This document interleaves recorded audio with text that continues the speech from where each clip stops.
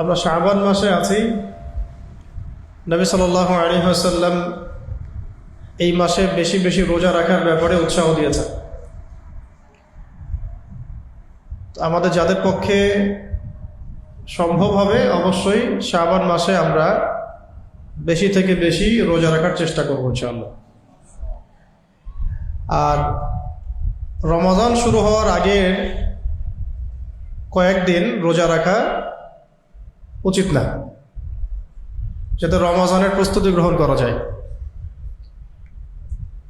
সামনে আসছে শবে বরাত।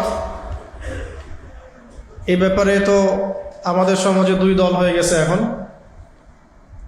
আগে একটাই দল ছিল, সেটা ছিল বাড়াবাড়িপন্থী, যারা বাড়াবাড়ি করতেন আর উলামায়ে কেরাম ইসলাহ করতেন।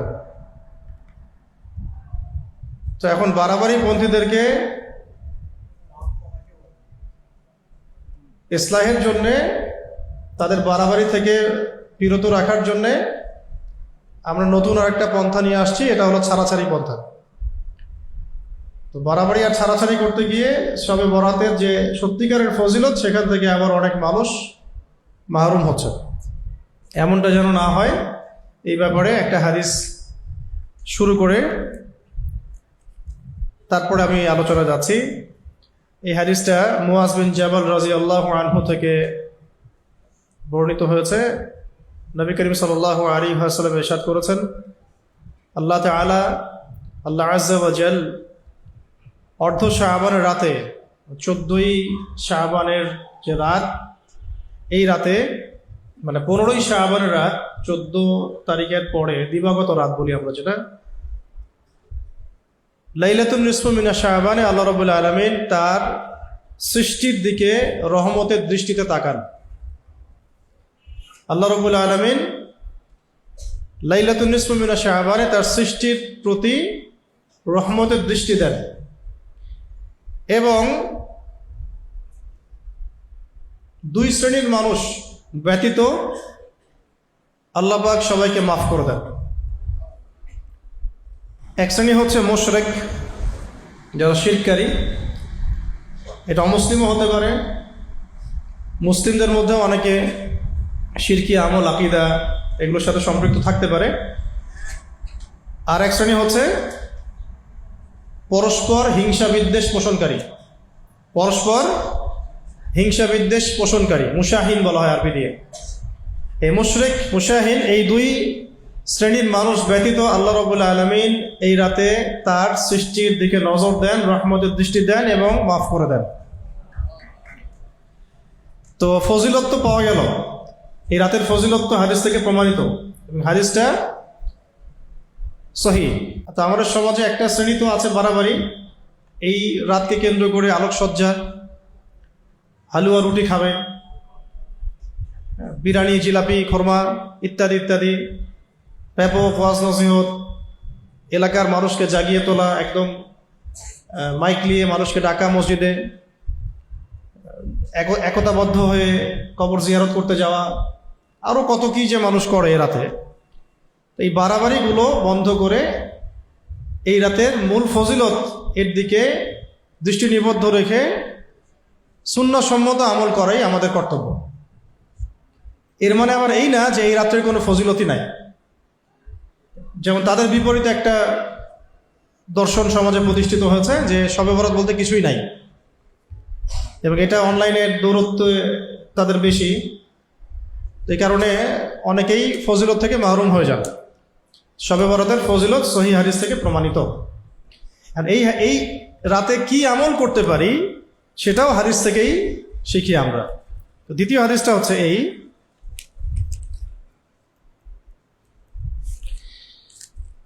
এই রাত্রে আমরা কি আমল করব, এই ব্যাপারে আয়েশা রাদিয়াল্লাহু আনহা বর্ণনা করেন যে, আয়েশা রাদিয়াল্লাহু আনহা বলেন যে একবার এক রাতে রাসূল সাল্লাল্লাহু আলাইহি ওয়াসাল্লাম নামাজে দাঁড়ালেন। নবী সাল্লাল্লাহু আলাইহি ওয়াসাল্লাম তো প্রতি রাতেই তাহাজ্জুদের নামাজ পড়তেন।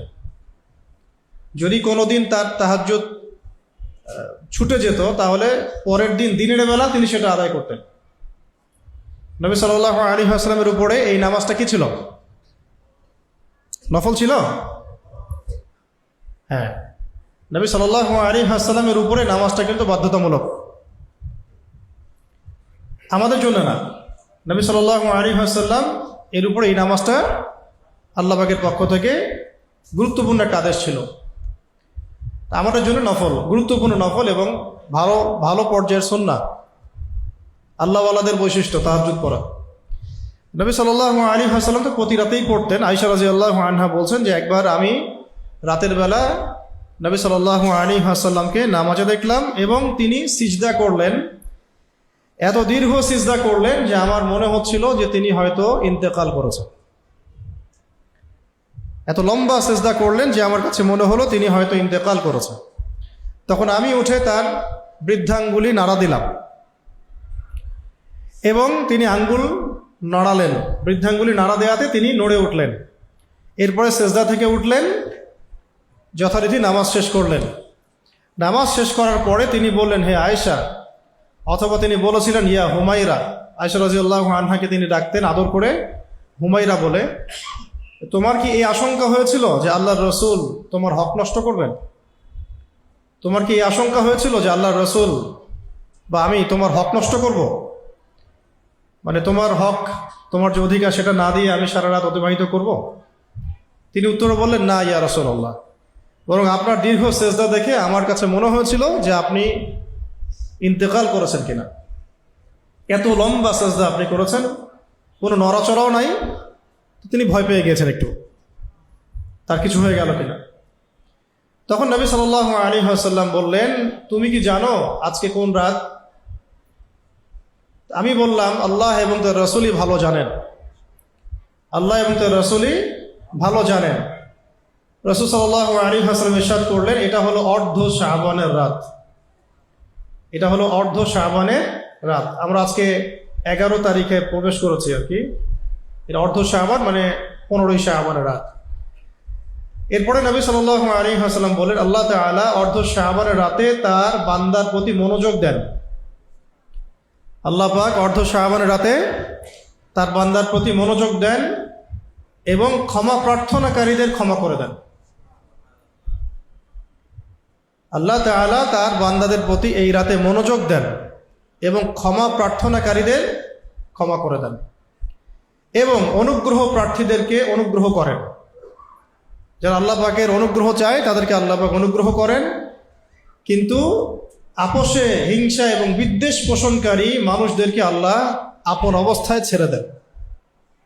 আগের হাদিসেও জানলাম 2 শ্রেণীর মানুষকে আল্লাহ পাক ক্ষমা করছেন না, বাকি সবাইকে আল্লাহ পাক ক্ষমা করে দেন। 2 শ্রেণী হচ্ছে, এক কি বলেন, মুশরিক। মুশরিক মানে কি? মুশরিক কাকে বলে? যারা শিরক করে।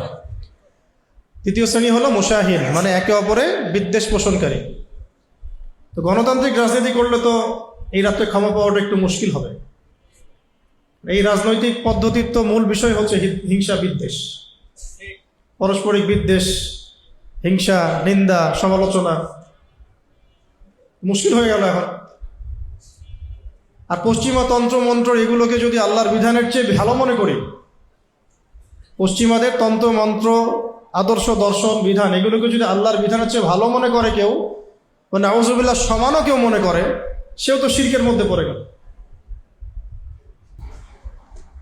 শবে বরাতের মূল কাজ তো এটা, কি করব এই রাত্রে, তার চেয়ে বড় বিষয় হচ্ছে এই রাত্রে কি করব না, বা এই রাত্রে ক্ষমা পাওয়ার জন্যে কি করা যাবে না।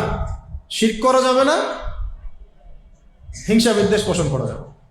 এরপরে আসবে ক্ষমা পাবো কিনা, কি আমল করবো আর কি আমল করবো না। ইসলামের একটা বেসিক বিষয় হলো কি করতে হবে, কি করব, তার চেয়ে আগে জানা জরুরি হচ্ছে কি করা যাবে না। ধরেন নামাজ পড়বো যেমন জেনেছি, সুদ খাওয়া যাবে না এটাও জানতে হবে। যদি কেউ মসজিদে পাক্কা মুসল্লি হয় আর বাইরে পাক্কা সুদখোর হয়, তাহলে ইবাদত করার দরকার নাই, ইবাদত করে তো কোনো ফায়দা নাই। বাইরে হারামখোর, মসজিদে ধরেন দরবেশ, কি লাভ? এই তো বাস্তবতা হচ্ছে এই যে আমরা দাওয়াতের ক্ষেত্রেও সমস্যা। দাওয়াতের ক্ষেত্রেও আমরা তা'মুরুনা বিল মা'রুফ করছি, মানে আমরা বিল মা'রুফ করছি, নাহি আনিল মুনকার খবর নাই। সৎ কাজে আদেশ এটা ঠিক আছে, অসৎ কাজে নিষেধ এটা ঠিক নাই। ইসলাম কায়েমের কথা, দাওয়াতের কথা বলি, জিহাদ শব্দ শুনলে অ্যালার্জি শুরু হয়। দাওয়াত শব্দ খুব সহজে নিতে পারি, তো সিরাতের মধ্যে জিহাদও যে একটা অংশ ওটা শুনতেই পারি না, মানা তো বহু দূরের কথা। আগে হাদিস দুটো বলে দিলাম, এখন আসেন যে কি কি আমল করব এই রাত্রে আমরা যদি রহমত মাগফিরাত পেতে চাই। হাদিস থেকে জানলাম নবী সাল্লাল্লাহু আলাইহি ওয়াসাল্লাম নামাজ পড়েছেন, তাহলে এই রাত্রে নামাজ পড়ব। একা একা পড়েছেন না সাহাবায়ে কেরামদেরকে নিয়ে পড়েছেন? বলেন কি বুঝলেন হাদিস থেকে? একাকী ঘরে নামাজ পড়েছেন। তো যদি মসজিদেও চলে আসি আমরা কেউ, একাকী নামাজ পড়ব, ঘরে পড়লে আরো ভালো। দীর্ঘ নামাজ পড়েছেন, লম্বা, তাহলে নামাজটা লম্বা করার চেষ্টা করব। লম্বা নামাজ আমাদের তো রাসূলের মতো হবে না, নিশ্চিত হবে না, কারণ আমরা সারা জীবন চেষ্টা করলেও নবী সাল্লাল্লাহু আলাইহি ওয়াসাল্লামের মতো 2 রাকাত নামাজ পড়তে পারবো না, আসলে এটা আমাদের পক্ষে সম্ভব না। এক রাত্রে তিনি কোরআন তেলাওয়াত শুরু করেছেন, পাশে সাহাবী নামাজে দাঁড়িয়েছেন আব্দুল্লাহ বিন আব্বাস রাদিয়াল্লাহু আনহু। তিনি বলছেন, আমার কাছে মনে হলো যে সম্ভবত সূরা বাকারা শেষ করে রাসূল সাল্লাল্লাহু আলাইহি ওয়াসাল্লাম রুকুতে যাবেন। সূরা বাকারা শেষ হয়ে গেল, রুকু করলেন না, সূরা আলে ইমরান শুরু করলেন। আমি ভাবলাম সূরা আলে ইমরান শেষ করে মনে হয় রুকু করবেন, সূরা আলে ইমরান শেষ হয়ে গেল, রুকু করলেন না। এবার সূরা নিসা শুরু করলেন, সূরা নিসা শুরু করলেন। এইভাবে 4.5 পারা কোরআন তেলাওয়াত করেছেন নবী সাল্লাল্লাহু আলাইহি ওয়াসাল্লাম এক রাকাতে। আমাদের ঝগড়া হচ্ছে রাকাত সংখ্যা কত, কারো এটা নিয়ে ঝগড়া নাই যে তারাবি হবে কত লম্বা, তারাবি তাহাজ্জুদ কত লম্বা হবে, কত সময়ব্যাপী হবে, এটা নিয়ে আমাদের কিন্তু কোনো মাথা ব্যথা খুব একটা দেখা যায় না, তর্কও দেখা যায় না। আসল কথা হচ্ছে আমরা এত লম্বা সালাত পড়তে পারবো না, তাই ওলামায়ে কেরাম, ফুকাহায়ে কেরাম, আমাদের আসলাফগণ, আকাবেরগণ বলেছেন 2 রাকাত করে যত বেশি পড়তে পারি, 2 করে যত বেশি সংখ্যক পড়া যায়, যতক্ষণ আমার নসিবে কুলায়, আল্লাহ পাকের পক্ষ থেকে তৌফিক নসিব হয়, ব্যাস। এবং আরও পেলাম যে নবী সাল্লাল্লাহু আলাইহি ওয়াসাল্লাম সিজদা লম্বা করেছেন। সিজদা লম্বা করার উদ্দেশ্য হচ্ছে এখানে তাসবিহ তাহলিল বেশি হয়েছে এবং সিজদাতে দোয়াও বেশি হয়েছে। একটা হাদিসে আছে সিজদাতে বান্দা আল্লাহর সবচেয়ে কাছে থাকে, সিজদারত অবস্থায় বান্দা আল্লাহ পাকের যত কাছে থাকে অন্য কোনো সময় এত কাছে থাকতে পারবে না। তাই তোমরা সিজদারত অবস্থায় বেশি বেশি দোয়া করো, বেশি বেশি দোয়া করো। তো আমরা তো 3 বার খালি সুবহান রাব্বিয়াল আলা বলতেই ধৈর্য কুলায় না। যদি ইমাম সাহেব ভুল করে এটা 3 বারের জায়গায় 7 বার পড়ে ফেলে বা 11 বার পড়ে ফেলে, তাহলে তো মুসল্লির বিরক্তিবোধ দেখা যায়, হ্যাঁ। অথচ সিজদায় যদি ইমাম সাহেব দোয়া করেন একটা দোয়া, এমনি বলেন আল্লাহুম্মা আতিনা ফিদ দুনিয়া হাসানা ওয়া ফিল আখিরাতি হাসানা ওয়া কিনা আযাবান নার, সব মুসল্লির জন্য দোয়া হয়ে গেল, ওইটুকু ধৈর্য হয় না। সিজদায় বেশি বেশি দোয়া করা উচিত, বুদ্ধিমানের কাজ এটা, সিজদায় দোয়া করা, ওখানে দোয়া কবুল হবেই ইনশাআল্লাহ। বিশ্বজাহানের প্রতিপালকের সামনে আপনি আপনার মাথা, এই মস্তকটা নত করেছেন। মানুষকে আল্লাহ পাক সবচেয়ে শ্রেষ্ঠ সৃষ্টি করেছেন না, সেই সৃষ্টি আল্লাহর সামনে মাথা নত করেছে, সবচেয়ে উঁচু অঙ্গটা জমিনে লাগিয়ে আল্লাহর কাছে বলছে সুবহান রাব্বিয়াল আ'লা, মহাপবিত্র আমার রব যিনি সুউচ্চ, মানে আমার রব সুউচ্চ মহান। এরপরে দোয়া করছে, দোয়া তো আল্লাহ পাক কখন কবুল করবেন, এই জন্য সিজদায় বেশি বেশি দোয়া করা উচিত। কোরআন এবং হাদিস থেকে সুন্দর সুন্দর মাসনুন যে কোনো দোয়া আপনি করতে পারেন। কোরআনের আয়াত তেলাওয়াত করা নিষেধ, আপনি সিজদায় তো দোয়া করে তেলাওয়াত করছেন না, দোয়ার অংশটুকু বলছেন, দোয়ার অংশটুকু। দোয়ার জন্যে হিসনুল মুসলিম একটা বই আছে, হিসনে হাসিন একটা বই আছে, মোনাজাতে মাকবুল একটা দোয়া আছে দোয়ার বই, তারপরে কিতাবুদ দোয়া একটা দোয়ার বই আছে। এই বইগুলো সবার বাসায় থাকা উচিত, কারণ 20 বছর পড়াশোনা করে 4টা কিতাব আপনাকে মুখস্থ করাবে না শিক্ষা ব্যবস্থা। 20 বছর পড়াশোনা করবেন, এই ছোট ছোট কয়েকটা কিতাবের নাম বললাম, কিতাবু দোয়া, হিসনুল মুসলিম, হিসনে হাসিন, মুনাজাতে মাকবুল, এরকম দোয়ার কিছু বইও আপনার সিলেবাসে নাই, মানে আমাদের সিলেবাসে নাই। সিরাত নাই, মানে নবী সাল্লাল্লাহু আলাইহি ওয়াসাল্লামের জীবনীটা নাই, পরিপূর্ণ জীবনী নাই, সিরাত নিয়ে গবেষণা, সিরাত নিয়ে ফ্যাকাল্টি, সিরাত নিয়ে কোনো আলাদা কোনো প্রতিষ্ঠান নাই। কোরআনের তাজবিদ, সহি শুদ্ধ করে কোরআন তেলাওয়াত করবে, এইটা প্রাইমারি স্কুলে নাই, হাই স্কুলে নাই, ইউনিভার্সিটিতে নাই। বিসিএস এর ভাইবা দিতে গেলে কোরআন তেলাওয়াত ধরা হবে না, রবীন্দ্রনাথ নজরুল সব ধরা হবে, হ্যাঁ, ভূগোল, ইতিহাস সব ধরা হবে, রাজনীতি, অর্থনীতি। আপনি সূরা ফাতিহা পড়তে পারেন কিনা এটা যাচাই করা হবে না। ভোটে দাঁড়াবে আমাদের অনেক মানুষ, যারা দাঁড়িয়েছে ওরা সূরা ফাতিহা পড়তে পারে কিনা কেউ দেখবে না, তারা ইমামতি করতে পারে কিনা কেউ যাচাই করবে না, ঠিক আছে? এবং যত নেতাই এসেছে এবং গিয়েছে, কেউ এই গার্ডস দেখাতে পারে নাই যে বাংলাদেশের 80% মানুষ মুসলিম বা 90% মানুষ মুসলিম, তো মুসলিম ছেলেমেয়েরা বাধ্যতামূলক স্কুলে কলেজে কোরআন শিখতে হবে, কোরআন শিক্ষা বাধ্যতামূলক, এই সাহস কোনো মুসলমান নেতা দেখাতে পারে নাই। একবার ডানে একজনের পিছনে ছুটছি, বামে আরেকজনের পিছনে, ওই তন্ত্রমন্ত্র একই আছে, মদের বোতল পরিবর্তন হচ্ছে, মদের জায়গায় মধু আর আসছে না, এই আর কিছু বলার নাই। হতাশ এই জায়গায় আমরা। এখন পর্যন্ত একজন মুসলিম নেতা এতটুকু বলতে পারলেন না যে মুসলিম দেশের শিক্ষা ব্যবস্থায় আমাদের বাচ্চাদের জন্য কোরআন শিক্ষা বাধ্যতামূলক, শিখতেই হবে তোমাকে। যদি আমাদের দেশের কোনো নেতা এই পদক্ষেপ নিতে পারতেন, আজকে দেখা যেত 2 কোটি 4 কোটি 5 কোটি মানুষ কোরআনে হাফেজ বা কোরআন পড়তে পারে, অন্তত পড়তে পারে। কিন্তু এখন আপনি প্রত্যেকটা এলাকায় আপনি তল্লাশি চালান, ছানবিন করেন, দেখবেন বেশিরভাগেরই তেলাওয়াত সহি না, বেশিরভাগেরই সহি না। যাদের সহি তারা স্কুলে শিখে নাই, কলেজে শিখে নাই, বিশ্ববিদ্যালয়ে শিখে নাই, শিখেছে কোনো মাদ্রাসায় বা কোনো মক্তবে বা হুজুরের কাছে। যে হুজুর এবং যে আলেমদের সম্পর্কে আবার আপনাদের মন্তব্য হচ্ছে তারা জাতির জন্য কিছুই করে নাই, এই তো বাস্তবতা, কিছুই করেনি তারা। মরলে কেন হুজুরের কাছে আসেন কেন জানাজা পড়তে? তখন তো ঠিকই আসে। জাতি গঠনে হুজুরদের কোনো ভূমিকা নাই, তো জাতিকে কোরআন শিখাইতে পেরেছেন আপনারা? হাদিস, রাসূলের সিরাত। আমি চ্যালেঞ্জ করতেছি, 25 বছর পড়াশোনা করেছে না, শুধু 25 জন সাহাবীর নাম বলতে বলেন, যারা হয় 25টা সূরার নাম বলতে বলেন, সূরা তেলাওয়াত করতে হবে না, শুধু 25টা সূরার নাম বলে দিবেন। সূরাতুল বাকারা, সূরা আল ইমরান, মাইদা, এইভাবে করে 25টার নাম বলে দেবেন। কোনো তাল্লুক রাখা হয়নি আমাদের দিনের পড়াশোনার সাথে। ভাগ্য ভালো এই ধরনের মাদ্রাসা, মসজিদ, মক্তব এগুলো আল্লাহ পাক তার কিছু মিসকিন বান্দাদের হাতে আবাদ করেছেন, না হলে দিনের যে নূর এটাকে বাংলার মাটি থেকে মিটিয়েই ফেলতো তারা। খুবই হতাশার কথা এগুলো আমাদের জন্য। এই যে অর্থনৈতিক সমস্যা, রাজনৈতিক সমস্যা, সামাজিক সংকট, শিক্ষা সংকট, এত কথা বলি না আমরা, মূল সমস্যার গোড়া হচ্ছে আমরা আমাদের জায়গা থেকে খেয়ানতকারী।